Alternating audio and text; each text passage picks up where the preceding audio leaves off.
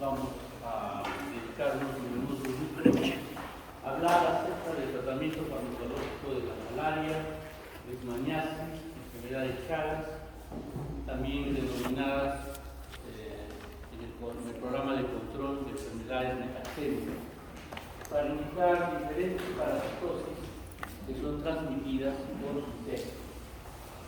Algunas de las enfermedades que hoy día conversamos, de alguna manera tienen una relativa importancia en nuestro medio.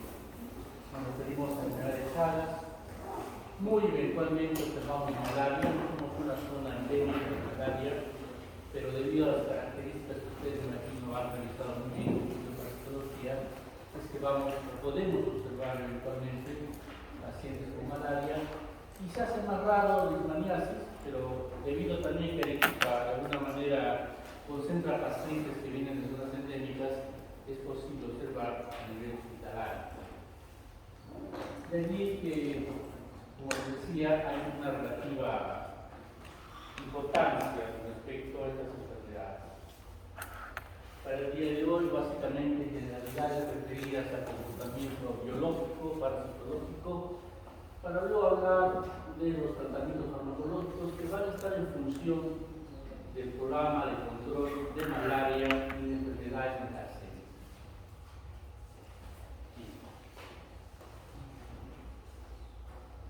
Las estadísticas nos ayudan a centrarnos un poquito en el contexto. Para el año 2023 tenemos esta información del Centro de Enfermedades Infecciosas del Ministerio de Salud. Pueden ustedes darse cuenta de que el promedio o la tasa de incidencia anual de malaria, promedio 9,33, pero son las poblaciones jóvenes, está muy por encima de ese promedio, ¿no es cierto? Entonces aquí pues, efectivamente involucra el manejo de ciertos factores que ayudarán de alguna manera a controlar esta enfermedad. La incidencia es prácticamente igual en varones y mujeres.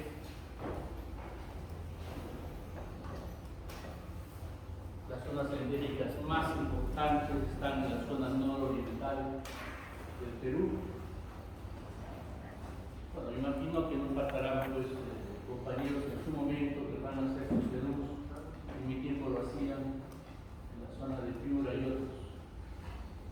Algunos eran Iquitos, por diferentes razones, y allí eventualmente, pues, no digo eventualmente, sino que buena parte de la cotidianidad es observar casos de malaria. Y en el futuro uno no sabe dónde finalmente trabajará. Ustedes pueden ver aquí las diferentes zonas en las cuales pacientes con enfermedad febril de naturaleza psíquica pues tendrá que considerarse malaria en el diagnóstico diferencial y a partir de ahí introducirlos en el manejo de la enfermedad. La malaria por falciparum es la malaria más peligrosa, la potencialmente mortal. Ustedes también pueden darse cuenta que en la zona nuevamente no oriental está más involucrada en este problema. Y en el manejo de la malaria grave, la malaria cerebral, involucra el manejo específico de ciertos medicamentos.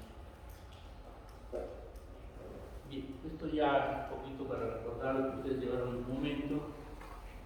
La malaria paludismo, en el Perú tenemos 3 posibles agentes etiológicos.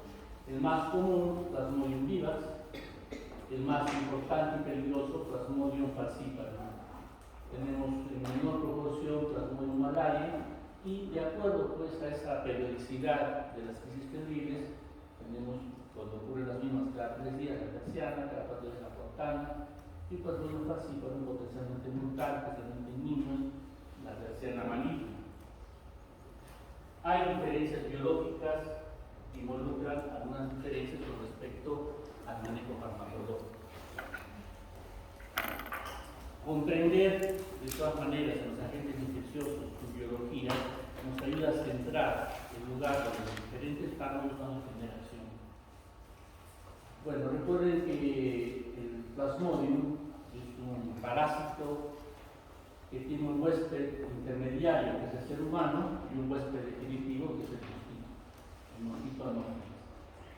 El mosquito, cuando pica, succiona sangre, y en buena cuenta lo que succiona son gametocitos, los cuales se van a dividir, se van a multiplicar de forma sexual en el tracto digestivo del mismo. Las formas infectantes pasarán a las glándulas salivales. De tal manera, cuando pique el mosquito, además de succionar gametocitos, también va a introducir esporocitos infectantes, los cuales, en primera instancia, pasarán por el hígado. Hay un estadio hepático. Allí, en los hepatocitos, se dividirán y una vez que eclosionan, pasarán a la sangre y van a invadir los hematíes. Allí, durante su periodo de reproducción, terminarán pues destruyendo los mismos, causando hemólisis. La liberación de diferentes sustancias y mediadores solo se ocasiona ante el cuadro febril, precisamente, y entendemos o recordamos un poquito lo referente a esa periodicidad. En el caso del Plasmodium vivax, hay formas que se van a quedar en el hígado. En el caso del Plasmodium falciparum en malaria, después de haber pasado una vez por el hígado, prácticamente ya no van a regresar, se van a quedar a nivel eritrocitario. Pero repito, en el caso de vivax es posible encontrar inclusive formas durmientes que determinan que si no se eliminan las mismas puede quedar como un reservorio que después de algún tiempo pueden manifestarse. De ahí lo que les decía, eventualmente vemos en nuestro medio pacientes con malaria, porque se contagiaron pues en Madre de Dios, o fueron de vacaciones a Iquitos o esas zonas, se contagiaron, mal que bien hubo cierta profilaxis, regresaron a Arequipa u otros lugares donde, como ustedes han visto en el mapa, para nada hay evidencia de malaria, de repente comienzan a hacer cuadros febriles. Y por la clínica uno intuye, hace pruebas de gota gruesa y encuentra Plasmodium allí.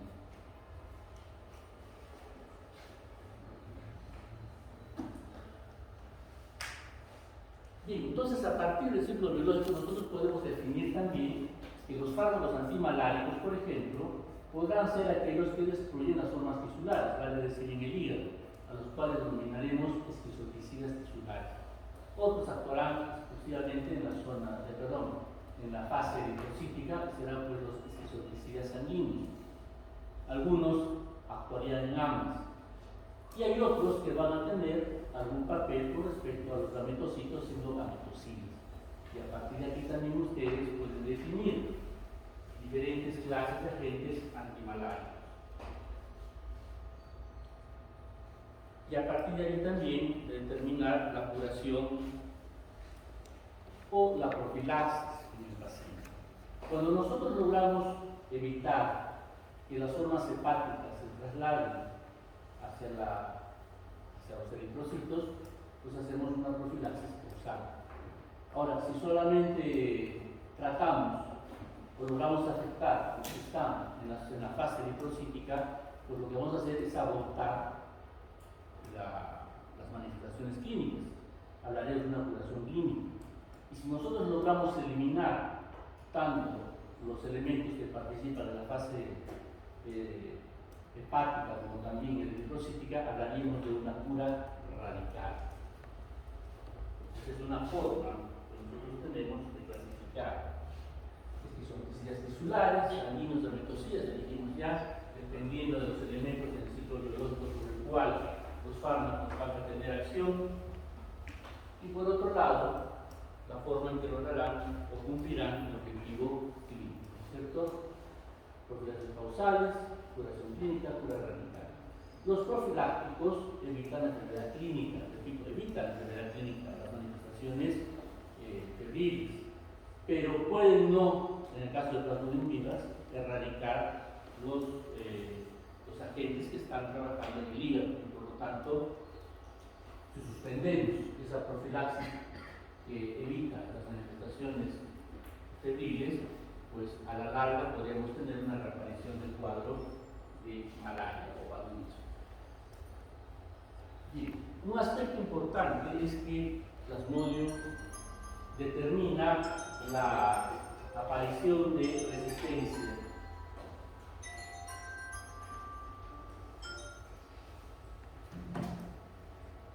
la resistencia, sobre todo en otros lugares, lo que es el Asia y el África, es todo un problema. En nuestro medio, la resistencia a la cloroquina y a la cefaloxina pirimetamina determina pues todo un cambio con respecto al enfoque que uno tiene a los pacientes que están presentándose en esas zonas, en particular la zona fronteriza con el Ecuador-Colombia, que son las zonas donde falciparum es el más importante.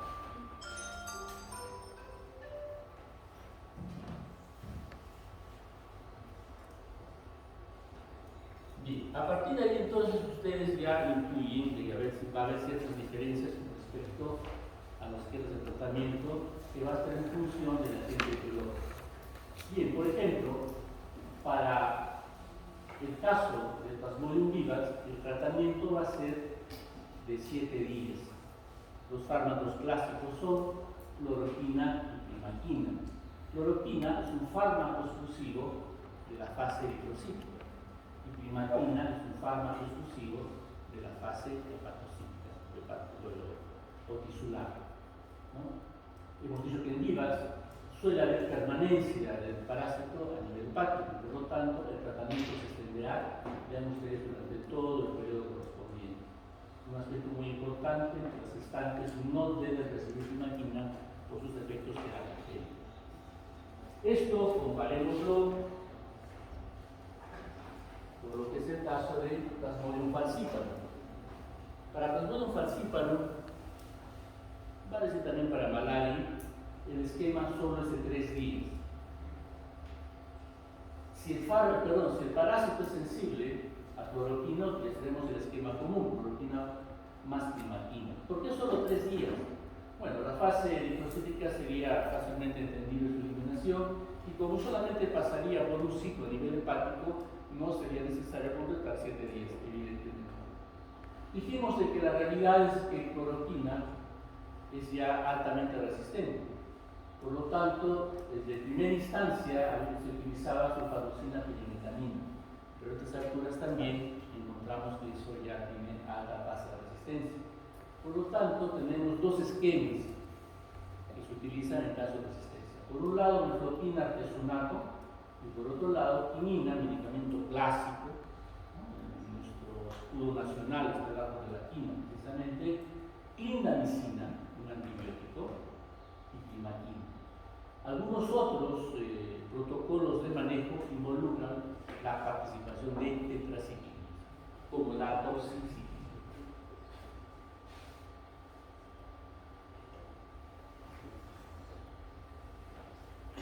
Bien, teniendo ya el panorama entonces de cuáles son los fármacos que se utilizan de acuerdo al programa de control, pasaremos pues, a hacer una breve descripción de cada uno de los elementos farmacológicos correspondientes. Y así empezaremos con la cloroquina. Su acción terapéutica, su farmacodinámica, en buena cuenta, es un agente esquizolticida eritrocítico, es decir, para las formas sanguíneas en cepas sensibles. Para Plasmodium vivax no suele haber problema, para falciparum sí. Es gametocida para vivax y malaria. Mecanismo de acción: inhibe la formación de mozoína, ahorita vamos a ver exactamente de qué se trata. Y los mecanismos de resistencia, que sabemos ya que están muy presentes en el Plasmodium falciparum, tienen que ver con estos genes que están participando en la vacuola parasitaria que determina buena parte del metabolismo del parásito. Tienen el hemaquín, y ahí tienen la vacuola alimenticia del parásito. A través de un transportador de protones de hidrógeno se determina un cambio adecuado de pH en la misma que va a facilitar la degradación del grupo hemo. El grupo hemo, recuerden ustedes, tiene hierro y el hierro tiene un papel oxidorreductor importante que de por sí es tóxico para el parásito. Por lo tanto, debe transformarse en mozoína, que ya no es tóxico y permite más bien utilizarlo como nutriente para el parásito. Bien, aquí este transportador ayudaría a matar algunos aminoácidos productos de la preparación de la hemoglobina, precisamente lo que permitirá liberar el hierro y todo lo demás, es donde participa el mecanismo de resistencia. PF pueden participar, pero evidentemente en el reino de transporte donde está involucrada la cloroquina. Se hace un seguimiento genético de los genes correspondientes y es posible de esa manera hacer un marcaje de la sensibilidad que va a tener el plasmódio con respecto a la cloroquina, ¿no? No se nota mucho, pero básicamente la figura nos ayuda a que por análisis de PCR y luego de Sauerbrot podemos nosotros evidenciar las diferentes líneas la identificación de los genes correspondientes de resistencia. Entonces, en Brasil, bueno, aparte también del Perú, se hace estos estudios para determinar la sensibilidad, lo cual va a determinar a su vez formas importantes para el manejo epidemiológico de la enfermedad. Se absorbe muy bien por vía oral, una amplia distribución, es un volumen de distribución mayor a 100 litros por kilogramo. Significa que se va pues, a penetrar en lo más profundo, en lo más recóndito de los tejidos.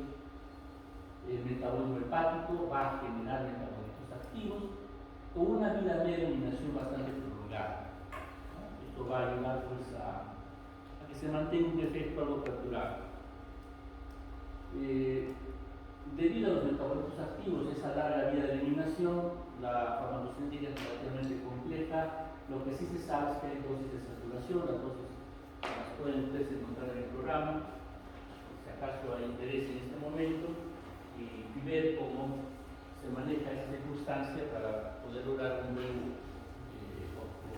resultado terapéutico. Cloroquina, a su vez, tiene otras indicaciones en el absceso hepático mediano y también en la artritis reumatoidea y otras enfermedades reumatoideas. Tiene mucho que ver con esa alteración en la acidificación de la vacuola alimenticia que se va también a transmitir en los fagocitos y de allí, digamos, va a disminuir en buena cuenta el aspecto inflamatorio común en estas enfermedades reumáticas.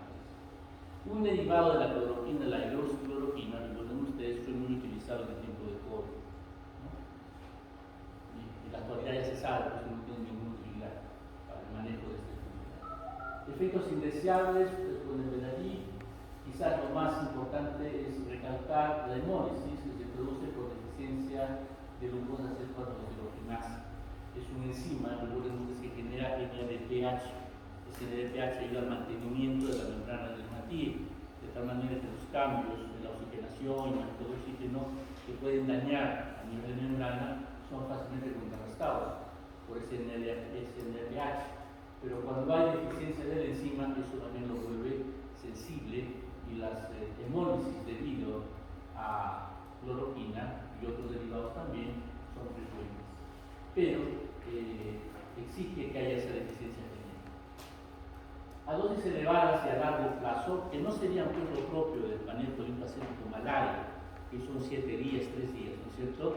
Pero sí podría observarse en el manejo de un paciente con artritis, encontramos ototoxicidad irreversible, miopatía y retinopatía. Entonces aquí, por favor, en el manejo de un paciente bajo estas circunstancias, los controles con otorrino y también con oftalmo y deben ser la norma hasta cierto punto de forma periódica. No, además existe toxicidad del sistema nervioso cardíaco central y a nivel cardiovascular la cloroquina se comporta como un agente proarrítmico. Determina arritmias potencialmente importantes. Y buena parte, hace poco salió un artículo, buena parte de la mortalidad que se observó en los primeros meses del COVID era no solamente debido a la COVID mismo, sino también al uso de hidroxicloroquina. Eso está absolutamente bien demostrado. Y nefroquina es un agente químicamente similar a lo que es cloroquina, es esquizoticida sanguíneo, sin actividad en las formas hepáticas o gametocitos. La diferencia de cloroquina, que sí tiene actividad contra gametocitos, ¿cierto?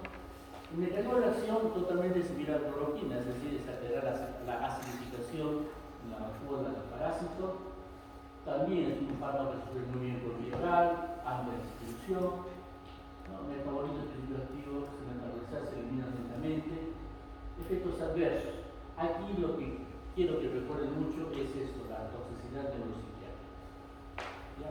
Puede generar cuadros de psicosis, cuadros depresivos, suicidio.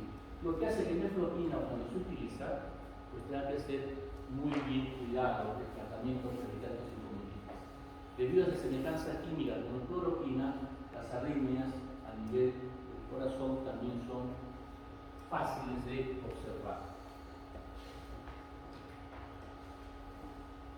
Bien, la climaquina cumple un rol importante porque es prácticamente el único agente que va a atacar las formas hepáticas, tanto en vivas como en vacías. Es la metocida para las 4 especies, ¿no es cierto? Ovale, vivas y fascículo. Perdón, malaria, vivas y fascículo. Porque ovale es la especie que es prevalente en África. Pero en todo caso, climaquina sirve también para. El mecanismo de acción tiene mucho que ver con la alteración del balance redox en el parásito, lo cual llevaría pues, a una menor producción de ATP y con esto una menor vitalidad del parásito y su posterior muerte. La farmacocinética, debemos decir, también similar, de todo lo que hemos visto, con una muy buena acción por vía oral, amplios volúmenes de distribución. Metabolismo hepático, y acá lo importante es recordar que son los metabolitos los que van a tener relación con su principal efecto indeseable, que es la anemia hemolítica, que también es en función de una deficiencia de los glucosa 6 fosfato de serotonina.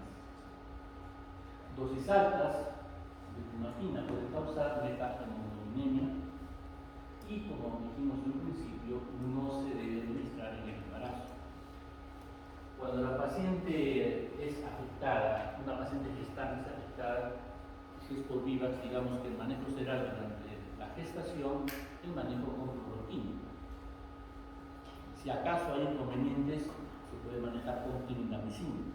Una vez que termine el embarazo, se administra climaquina para eliminar las formas hepáticas, ¿no? Hablando después del tratamiento in vivo.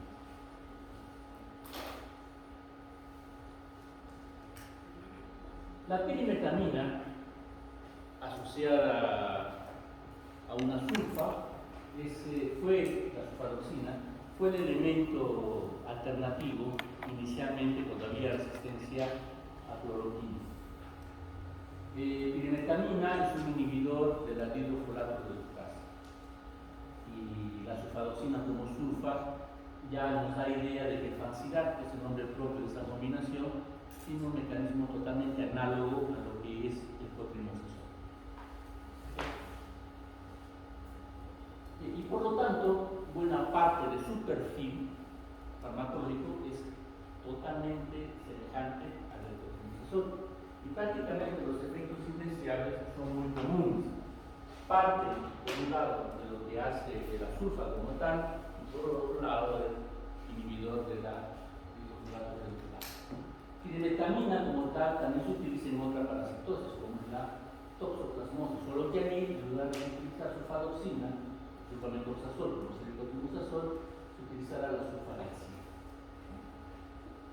Los efectos indeseables mencionamos son ya dependientes tanto de la parte sulfa como de la parte inhibidora de la hidrofolato reductasa, por lo tanto, desde reacciones de hipersensibilidad cutánea importantes, pasando por anemias mieloblásticas producto de una mala utilización del ácido fólico, teratogenicida en animales determina que no debe utilizarse por ese instante, ni tampoco en el tiempo de lactación ni en niños menores de 2 años. Totalmente común a lo que es cotrimazosol, que ustedes recuerdan. Artesunato, artemeter son los últimos fármacos que incluyeron en el programa y determinan el elemento más importante para manejar la malaria por parasita. Son derivados de una planta de origen oriental, chino propiamente, la artemisinina.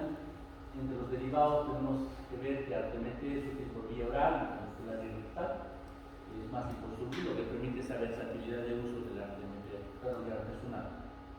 Son esquizoticidas sanguíneos, actúan produciendo radicales libres en la vacuna alimenticia del parásito, lo cual se unirá a diferentes proteínas y de esa manera alterar la vitalidad del parásito. Pudiendo administrarse por vía endovenosa, esto es lo que lo hace el elemento indispensable para el manejo de la malaria grave. Tiene un metabolismo activo y en el caso del artesunato, recordar que no se metaboliza en el hígado, sino por una pseudocolinesteasa a nivel de plasma. Los tiempos de vida medio acá, en todo caso, a diferencia de los que hemos visto anteriormente, son más bien cortos. Son tiempos de vida medio cortos, obligados a perfusiones, en todo caso, continuas a lo largo de los días de tratamiento. La química a veces es interesante verla. Acá tienen estos uniones de tipo epóxido que los vuelve, digamos, químicamente muy lábiles y que fácilmente al romper sus enlaces determinan la aparición de radicales libres, que son los que, como dijimos, van a interactuar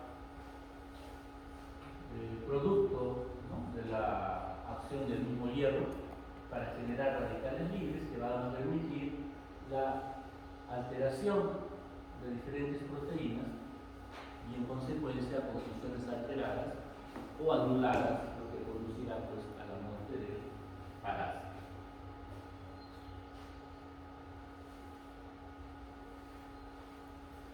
Entre los diferentes efectos indeseables, bueno, unos a nivel digestivo propios del uso del medicamento por vía oral, pero neurotoxicidad irreversible se ha visto a nivel experimental, por lo tanto habrá que tener cuidado cuando se utilice por vía endovenosa y en dosis altas, debe evitarse el embarazo por el potencial terapéutico.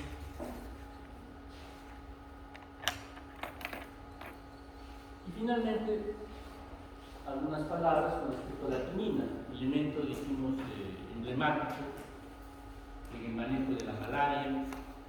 Hasta la Primera Guerra Mundial, prácticamente el Perú y algunas islas del Asia eran la fuente de quinina, y debido a la Guerra Mundial, la provisión de quinina para evitar la malaria en la milicia un aspecto muy importante, y eso llevó a generar derivados que no necesitaran pues de los cultivos, ¿no?, naturales, sino que pudieran fabricarse en laboratorio. Es cuando se genera la cloroquina, la cloroquina, la hidroxicloroquina, y con eso prácticamente desplazan esa necesidad de la quinina.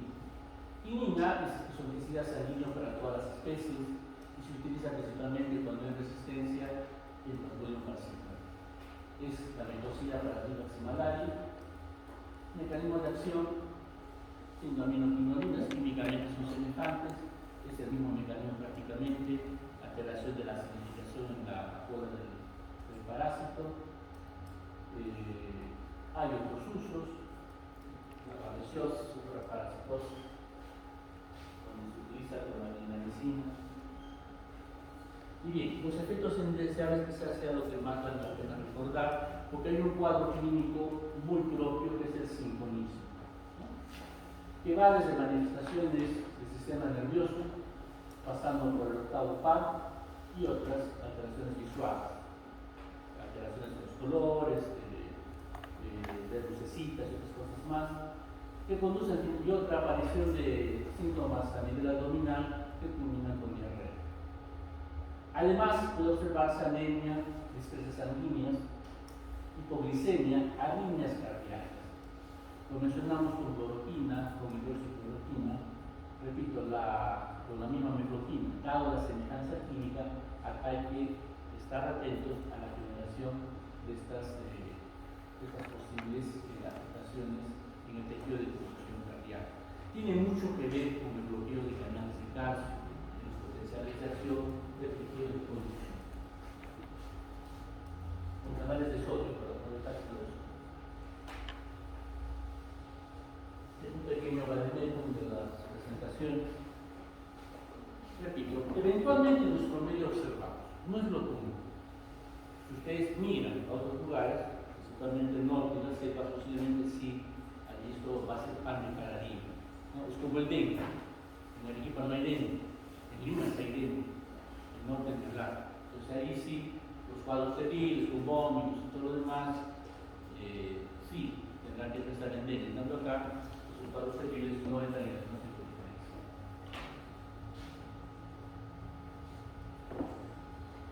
La leishmania es otra parasitosis importante, también la podemos observar habitualmente en nuestro medio, es transmitida por esta especie de piquén. El parásito afecta a piel y además de piel mucosas, determinando por las dos zonas principales de la leishmania, ¿no? La mucosa cutánea y la mucocutánea. Las cifras en los últimos 3 años, 2023, muestran unas ondas, ¿no es cierto? Subió 2009-2010, un poquito, subió el 17, bajó durante la pandemia, una mala notificación, no porque haya disminuido de enfermedad, más debido a la mala notificación, observamos que es aumento común. Las olas endémicas, en este caso, bueno, la afectación de la población, eso pueden evaluar ustedes con más calma. Las zonas endémicas son un poquito más amplias que lo que refiere a la malaria, no solamente la zona nororiental, la selva central, sino también varias, la zona central oriental.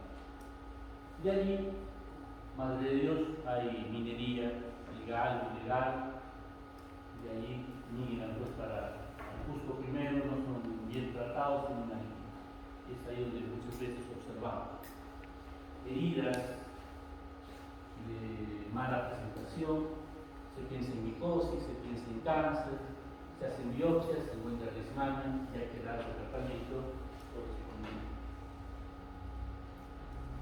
Bueno, el ciclo de vida del leishmania. Estos mosquitos, estos pequeños son los que van al momento de picar introducen los mastigotes, los cuales van a alcanzar pues, estos momentos y a partir de ahí al multiplicarse se destruyen y de acuerdo pues a la afectación tenemos inclusive hasta 3 formas de leishmaniasis, ¿no? En nuestro medio la cutánea anina aorta y la cutánea mucosa oscura. Sin embargo, en Brasil se observa la leishmaniasis visceral. Hay diferentes agentes etiológicos. Acá se estudia mucho la medicina tropical esto, la Quintana Heredia, como también la San Marcos, ni hablar en Brasil. La persona que más está familiarizada por esto es un médico Dr. Vázquez.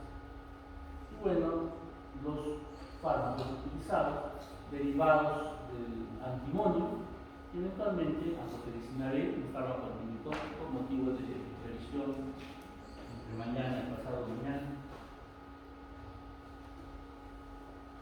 No, pero son los antimoniales, los agentes que tenemos que tener en mente. El antimonio químicamente tiene valencia 3 y 5, los que son en este caso importantes son los pentavalentes, de los cuales por un lado está el gluconato de sodio, es el que el programa lo involucra en primera instancia. No se conoce bien su tratamiento, su mecanismo de acción, porque se supone que a nivel de los glucosomas, que son los organelos propios donde se realiza pues, el metabolismo del parásito, pueden alterarse tanto el mismo de los carbohidratos como los celulosos. Esto significa que tiene que haber cambios en la valencia del antimonio, lo cual supone pues, el mecanismo de oxidorreducción. Hay las diferentes especies de tenemos algunas que son más sensibles que otras. Y la resistencia que puede observarse en el tratamiento se debería a la presencia de mecanismos antioxidantes intracelulares, como son principalmente los tioles o derivados sulfurados, que van a neutralizar esos cambios de valencia que generan radicales libres, y por otro lado también mecanismos de expulsión celular, bombas de salida para esos fármacos.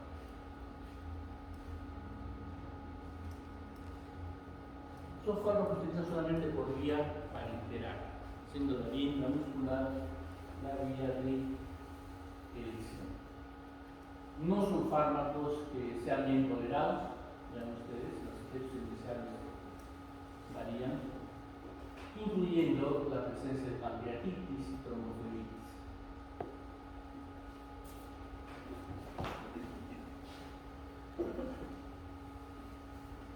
La metformina es el fármaco alternativo al estimulogluconato. Su aspecto es totalmente similar. Desde que la farmacogénica también son semejantes en todo aspecto farmacológico. No, en relaciones adversas, quizás algunas, acá sea más importante diferenciar, como son la leucopenia, cierto grado de hepatotoxicidad, lo cual obliga pues a revisar las enzimas hepáticas. Bueno, y también hay cardiotoxicidad.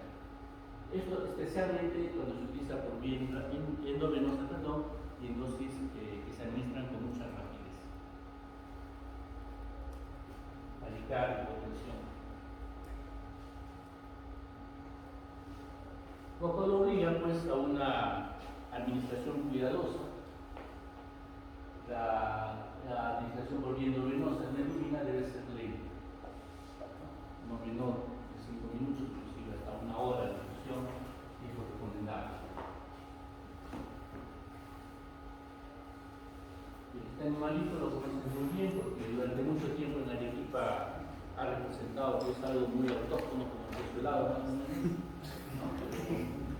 ahora como que está llegando un poquito más a San Miguel o a Tacna, pero sin embargo vale la pena considerar, son diferentes especies, ¿no? Unas que predominan en el lado oriental, hacia el lado del Brasil, ¿no? Y lo que prevalece en el sur del Perú. Pero lo que les decía es esto. Epidemiológicamente, después de un alto año de una frecuencia relativamente alta, entramos a un declive en la incidencia de la desastre, como que se está controlando.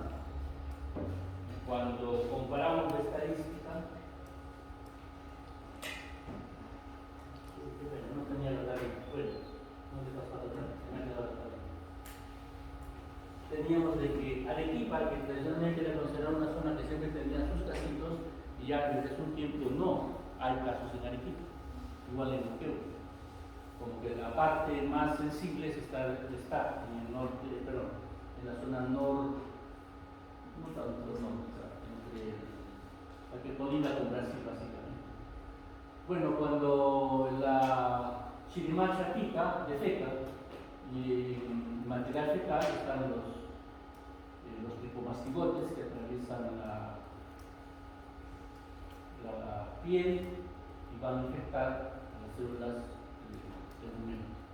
Y a partir de allí se van a distribuir, se van a depositar, especialmente en el tejido muscular, originando todos los cambios correspondientes que ustedes también los han realizado ampliamente en el curso de parasitología. En este momento no tengo el mapa, ¿no?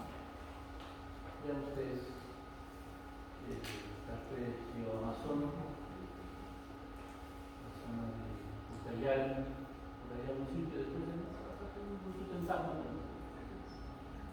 En la semana epidemiológica 13 del año 2023 son un caso de Chagas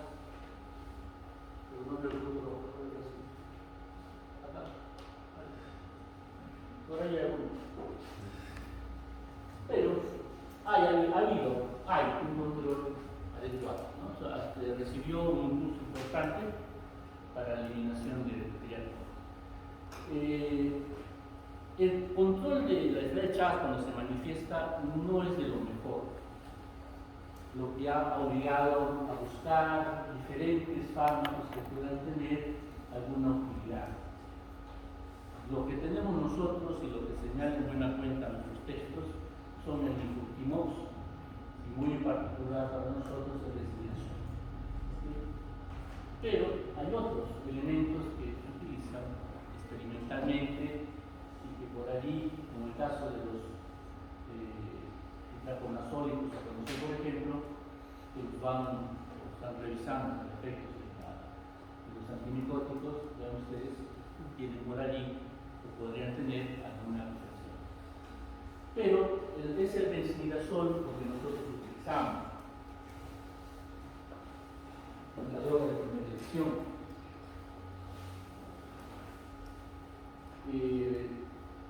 Junto con el infurtimox son activos contra las formas de apastigote y el mastigote. Siendo derivados nitrados, van a originar radicales nitrogenados que van a dañar elementos celulares importantes que van a mucho con el metabolismo del parásito, van a alterar su funcionamiento, la producción energética, lo que llevará pues a la muerte del parásito.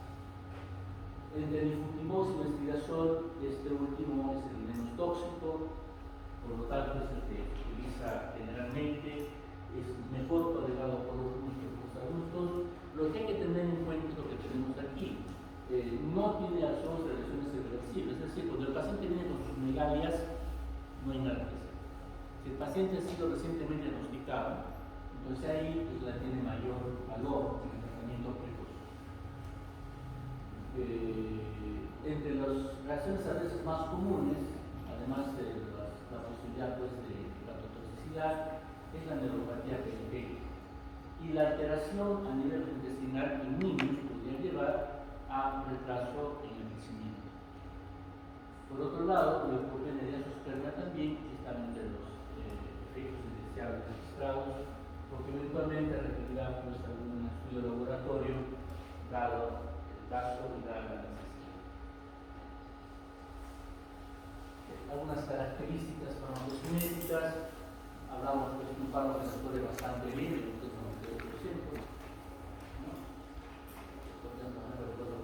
Un tiempo de acción de vida medio de 10 a 12 horas. Pocos efectos iniciales en sí importantes, tabletitas similares. Y eso es entonces todo lo que para el día de hoy queríamos compartir. ¿Viste alguna inquietud, alguna pregunta? Sí. ¿Cómo se produce la transferencia de resistencia? ¿Perdón? ¿Cómo se produce la transferencia de resistencia en los plasmónicos? ¿Cómo se transmite la resistencia? Sí. Bueno, adquirido el carácter